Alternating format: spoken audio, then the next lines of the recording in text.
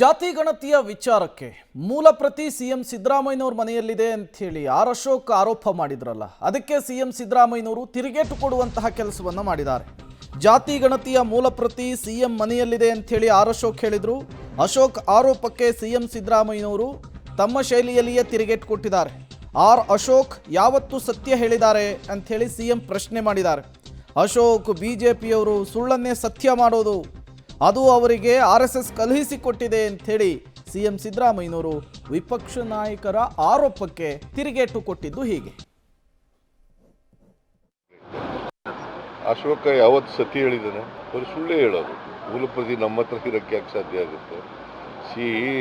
ಮೊನ್ನೆ cabinet ಮೀಟಿಂಗ್ನಲ್ಲೇ shield ಕವರ್ನಲ್ಲಿ ಇತ್ತು, ಅದನ್ನು ಓಪನ್ ಮಾಡಿದ್ದು ಎಲ್ಲರಿಗೆ ಕ್ಯಾಬಿನೆಟ್ ಗೊತ್ತೇ ಇಲ್ಲ.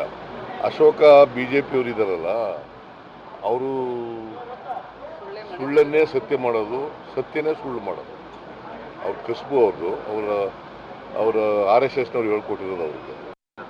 ಅಶೋಕ್ ಇದು ವಿಪಕ್ಷ ನಾಯಕ ಆರ್ ಅಶೋಕ್ ಅವರ ಆರೋಪಕ್ಕೆ ಸಿಎಂ ಸಿದ್ದರಾಮಯ್ಯನವರು ಕೊಟ್ಟಂತಹ ತಿರುಗೇಟು.